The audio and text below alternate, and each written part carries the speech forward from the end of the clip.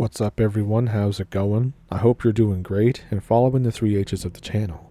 In this video, I have more strange and terrifying stories from the middle of nowhere.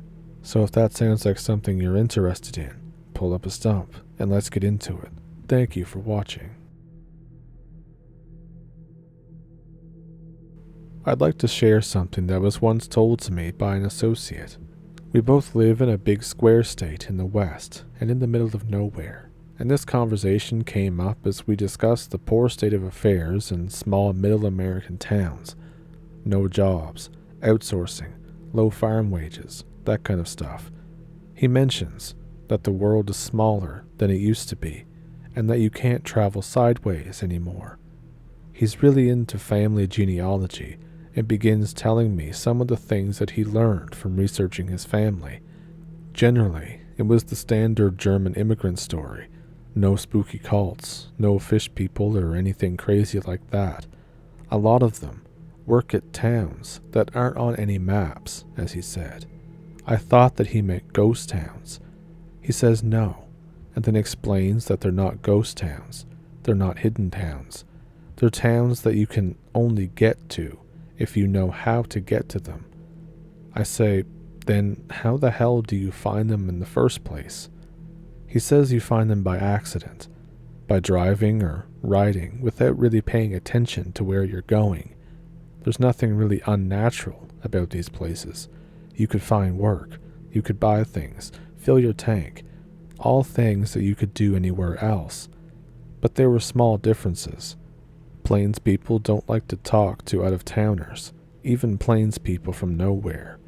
You especially don't spend too much time discussing anything but weather and work with them. Nobody wants to talk about why there's somebody else on their money and on ours.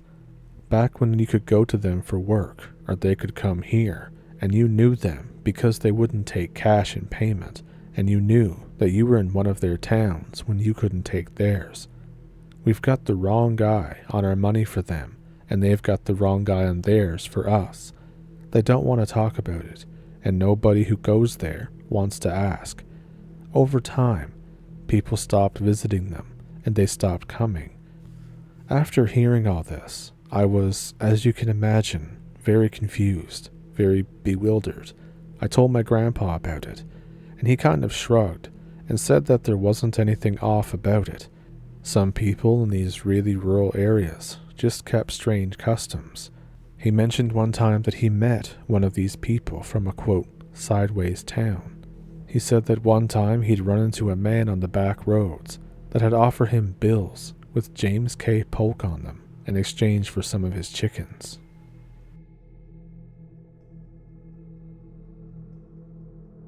So first, let me set the scene. My grandma's property was set about 2 miles down the road from her house way out in the country. That's where you enter the first gate by the road, and then start up the extremely narrow dirt road up the mountain. It kind of winds up the side of the mountain until you get to the top. It's about a 15-minute drive. At the top, it's all fenced in. It's a big area with a field at the very bottom. It's on top of a mountain, so it slopes up. That field is fenced in with a wooden fence. Trees outline the field at the bottom of it, and they are very thick and covered in bush. On the field's far right side, there is a corral and a very old barn. Up from the field is kind of an open logged area where the road comes through. There's a block foundation where my grandpa had began to build another cabin, and near that is a pretty ramshackle cabin. It's all one room and made of plywood or something. It had one window in the very front, facing away from the field. This was looking toward the top of the mountain, where there was this thin forested area. The mountain apexed here, and the fence went down the hill until it stopped and became thick brush and then a forest at the bottom of the field on the other side. It was an extremely large, fenced-in area, and the thin forest seemed to stretch on forever. You couldn't really see one side of the fence from the other in any direction. I'm just guessing, but I'd say 50 acres or more of mountaintop.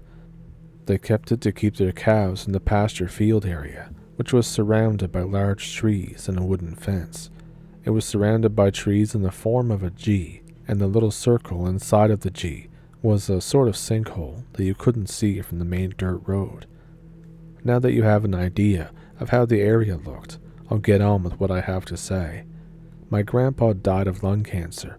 My grandma, as hard-working as she is really small and really only able to tend to her yard and garden, so someone had to feed the cows and check on them. I usually drove down after work, checked on her, and then drove up there. I would then grab some feed from the barn and feed the cows. One night, I got off work a little late, and it was getting dark, so I drove straight up to the mountain. When I got to the top to get out and open the gate into the area, I heard a cow mooing really loud. I didn't think anything of this, since they usually did this, but this was really loud, and it sounded kind of off. When I pulled up into the pasture, the cows were nowhere to be seen, which is weird because they usually came hauling ass when they heard me coming. I put the feed in the trough and I hollered for them, but they didn't come. I figured they were just in the non-visible area of the field. Remember, it's a G shape, and I had to go check. I went back to my truck and grabbed a flashlight since it was getting dark and it was a large field. I walked down to where I thought they would be, and I kept hearing that loud moo.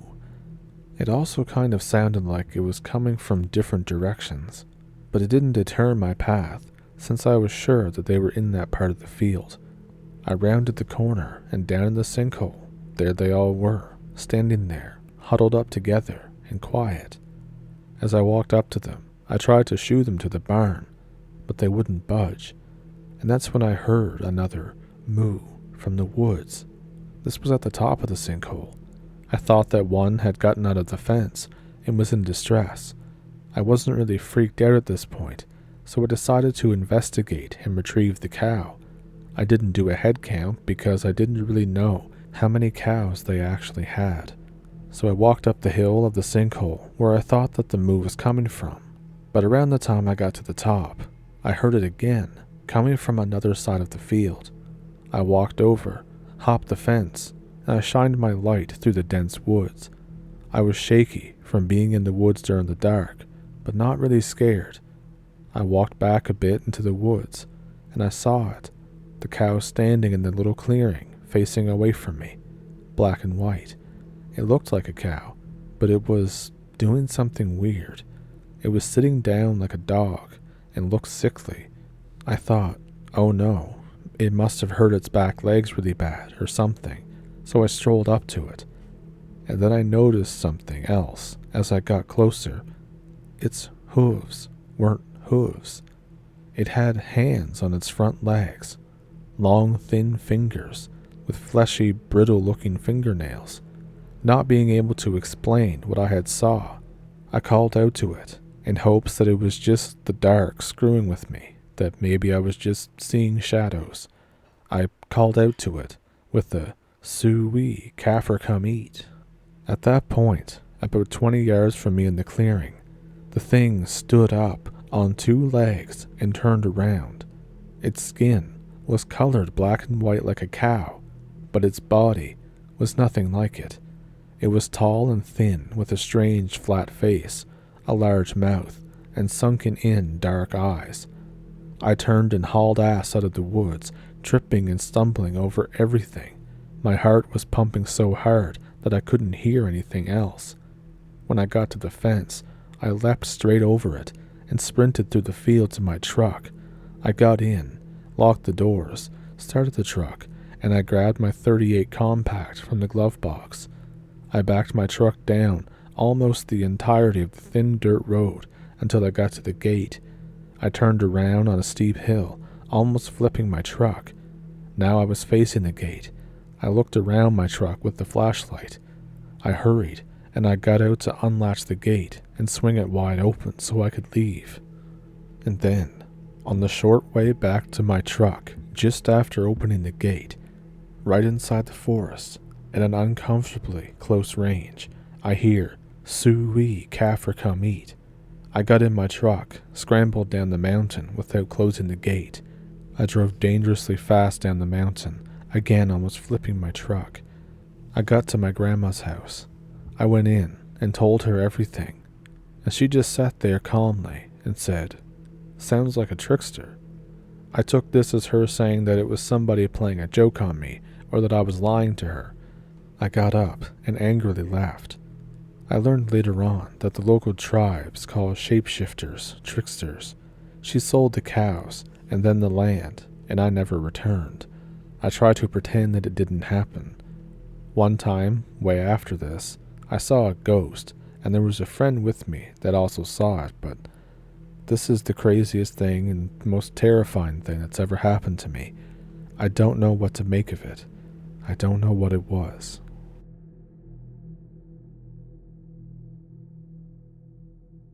So I finally took the time to write this all down. About 25 years ago, me and 4 of my buddies were in our teenage years, around 13 to 15, and we were really into exploring abandoned buildings and other such places. By this time, we had more than a couple places explored and under our belt. We even visited once an abandoned psychiatric hospital that was supposedly haunted, but not much happened except for I stubbed my toe really bad. During our exploration, nothing major ever happened, except for one building in which my buddy miraculously avoided falling from the 2nd floor because the building's floor collapsed underneath of him. A couple of weeks after one of our, quote, missions, one buddy tells us that he knows the location of an abandoned military bunker that we can explore. As an angsty teenager, especially all of us that we were back then, without hesitation, without wasting time, we prepared ourselves and headed out to the place the next day. The place was located in the middle of nowhere, really. Just to even get to this place, we had to first go with 2 bus routes to their very last stop, and then we still had to get a ride. And even after that, we had to hike through lush forest and this road that was mysteriously well groomed on foot, and it took another hour or so to get there. After our small journey, we found a fence that was clearly ripped almost in half in one place. One of our buddies pointed at the signs on the fence. It was those type of signs that you might think you'd see at Area 51. Signs that essentially say, military area, we shoot first, then ask questions. Those type of signs, you get what I mean. I don't remember the exact wording. But those signs were placed all over. But again, since we were angsty teenagers, believing we were invincible and fearing nothing, we ignored them and proceeded into the area. The area around the fence, even the bunker area, was covered with thick foliage, ferns, bushes, trees, the usual suspects, and you couldn't really see anything past the foliage. Hell, you probably wouldn't even be able to find the place without knowing its location because it was that thick. Anyways, after a short walk, we got to the main bunker area. It turns out that there were more than one. There were 5 bunkers and one hangar type of building there. Each bunker was camouflaged with thick layers of moss and grass, and the hangar of course had your usual bread and butter khaki type of camouflage on the roof. You wouldn't be able to tell if the area had any type of buildings from a bird's eye point of view. We made one of the bunkers with a tree growing out of the top of it as our base of operations. We gathered and hid our belongings there, taking only the most useful stuff: batteries, knives, some rope, flashlights, the usual things like that. Then we started exploring our first bunker. There was nothing unusual. This bunker seemed to be used as some kind of living quarters for grunts, since the first floor was just a really large open space with some destroyed and corroded bed frames. There were also broken down bunk beds, stuff like that. We walked to the 2nd level, but it was flooded. Despite being teenagers that are not afraid of anything, we used our combined intellect to not proceed further into the bunker. We explored the same way, bunker 2, 3, and 4. We didn't really find anything particularly impressive or of value, maybe some rubble, broken furniture, flooded lower levels, and a piece of concrete that gave up due to natural causes. The 5th bunker, however, right from the get-go, felt like just odd. I can't really tell what it was about it. Maybe it was the almost pristine Jeep that was parked in front of this bunker. Maybe it was the fact that we had to go full commando and hide in the foliage since we encountered a military patrol still in this place. The whole place felt odd. This particular bunker was different than the rest. In comparison to the other 4, it was the most massive. I mean huge. It had 2 huge places that were probably used for some garage doors at some point, maybe for tanks or other vehicles. The whole thing was so big that you could easily cram in there, maybe 8 tanks, and there was still space. The bunker had 2 regular personnel entrances. One of them was sealed shut with thick doors, and we couldn't get it to open. However, the second one was wide open. After going through the doors, we did a small check on our equipment, since if your batteries would die, it really wouldn't be pleasant, especially 2 to 3 stories underground with no natural light source. This is where the odd feeling really intensified. We got into a small discussion about that, but after a short argument and calling each other pansies, like the kids we were, we proceeded forward anyways. And then a second odd thing happened. Almost simultaneously, all of our flashlights decided to just die in almost exactly the same moment. We went past the initial room that had some sort of hatch. We shrugged it off, replaced the batteries, and went again. But our fresh batteries died as well, literally 1 minute into exploring. We had maybe seen 1 to 2 rooms tops, and then had to go back since it was too dark to see. However, my flashlight wasn't awful, and it didn't only rely on batteries. It had a hidden power cord, a compartment to store spare batteries, a button for long and short signals, and even had this little thing that you could crank to manually charge the batteries in dire situations. So we started cranking my flashlight, but since that option is literally a last-ditch effort to have some power in it, it's not very effective. But it was enough to light up the corridors and rooms. So we decided to go in a conga-like style, holding each other's arms from their behind while the first person held the flashlight and guided us into the bunker. The first floor was nothing unusual from the inside. One room was flooded and covered in some weird-looking moss, but mostly empty. One of them was a sort of office, and the remaining 2 rooms appeared to be some kind of storage unit and toilets. There was a flight of concrete stairs leading to the next level, so we proceeded to the second floor. Immediately upon descending, it became absolutely freezing down there. Nothing weird, since we were maybe 15 to 20 meters underground, but it was a bit strange, given that around here, in the summertime, which is when this was, temperatures easily exceeded 30 degrees Celsius in the shadows. The second floor was still mostly empty. One corridor led from one stairs to another, and there were rooms that were also mostly empty. I suppose the only thing of real value that we found was a piece of an old newspaper that was dated to about 10 years before we were in there. Given its condition, we weren't really able to read much anything else on it. Plus, it pretty much crumbled upon being touched. One of us started to feel this feeling that could be associated to regular fear, but as teenagers, we just resorted to calling each other pansies again. Again he manned up, and he followed us further. We started descending to the 3rd floor. The area seemed to have the same as the upper floor, one corridor, stairs behind us, and at the end of the corridor, there were 10 doors that led to different rooms. 2 of those doors were leading to the same space that was probably used as a living area in the past. We could tell by the remains of basic furniture.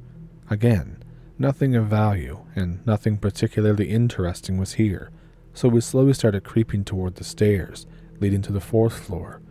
In this moment, the hairs on my body stood up out of nowhere, and this weird feeling became ever more apparent. We didn't even call each other pansies this time. We were a bit freaked out at this point. But anyways, we continued to descend. On the 4th floor, It seemed to be another copy of the previous floor, with one big difference. In place where a flight of stairs should be leading deeper, it was a T-section, which then led to different parts of the bunker, but it was completely flooded, and we didn't think we could proceed any further. We took maybe a couple of steps on the floor when our buddy stopped and started to crank the flashlight, since he was obviously starting to run out of juice again and was flashing like it was set to SOS mode. While the first person in our column was cranking the flashlight, some of us started to talk some shit. One of us decided to check and see what hour it was. Since we took our sweet-ass time exploring, it would be nice to know when we're supposed to leave in order to get a bus back home. Suddenly, the hair on my body stood up once more, and I felt what I felt back then. It could be described as a fight-or-flight type of response. Out of the blue, I was scared like hell while two of my bodies in the column began to shake uncontrollably, just like they had scared themselves shitless. Also, I didn't ask, but I noticed one small detail. Despite being in an abandoned bunker, there were still sounds there. We were still accompanied by the usual sounds of water droplets, our breathing, water on some surface. But then suddenly, it became completely dead silent. You couldn't even hear yourself breathing. You couldn't hear your own heartbeat. The buddy in the front asked the shaking buddies, "What the hell's wrong with you?" One of them simply pointed forward. We had little to no light. We were 30 meters or more below the ground, since he was still trying to charge the flashlight. At the spot he was pointing at, eyes. Blue eyes. 2 blue orbs, obviously emitting some light, appeared. In my country, there are no glowworms, since winters can be very harsh, and they'd simply die. We began to debate with ourselves if they really were eyes, or if they were sources of light that were simply floating. We stood there, scared shitless, just watching it. Then, 2 more orbs came from around the T-section, floating at approximately the same height as the first one. Buddy called us pansies because we're afraid of some bugs. One of us retorted, "Dude, we don't have glowworms in our country, not in bunkers of all things." And then the slow realization came to us. These orbs, whatever they were perfectly floating still in place and started slowly creeping toward us in a straight line. At that moment of clarity, we ran, and we ran like hell. We were so scared we were almost tripping each other on the way out. Once we ran away, all those odd and weird feelings stopped. We took a small break, and the flashlight with the crank suddenly started working properly again. We didn't care. We went to our quote base of operations, packed up our stuff, and simply bolted from the place. Another weird thing happened on our way out. While we exited this bunker, the weather was 100% clear, not a single cloud in sight whatsoever. However, 30 minutes into our way back, I noticed something weird, and I pointed it out to our buddies. On the top of the area on which the bunkers were located, there was a huge cloud that appeared, seemingly out of nowhere. And you would think, it's just a cloud, you pansy. What are you doing? But this cloud suddenly turned into an O shape, and then made another one in the center of itself, and it was like this ray of light was descending from it on the area that we just ran away from. After that, there wasn't a whole lot more talking until we all got home. We never really believed in the paranormal or anything of the sorts, but after this, the stuff we've seen and the stuff we felt, our feeble teenage minds couldn't explain in any way, shape, or form what we saw or what happened. The more I think about this story, the more questions pop into my head. 1. How the hell did my teenage buddy know the location of this place in the middle of literal nowhere and how to get to it? Like I previously said, this place was properly masked. If even abandoned, you'd still have to know the exact location of it to find it. Phones weren't really a thing back then, especially the high-tech ones that we have now. We didn't have GPSs, and the internet was still a new thing. It was just something unheard of to find a place like this. 2. This place was abandoned, but it was still fenced off, and if unlucky, you could actually run into a patrol of fully armed soldiers there. 3. The place a couple years later, when I went back to it, was gone. No bunkers, no hangar. Even the concrete roads were stripped. The place was just a patch of foliage in the middle of nowhere. Again, none of us believed in anything paranormal before that. In fact, at that time, you'd be marked as weird or crazy for even suggesting such things. But this experience has opened my eyes, even just a little bit.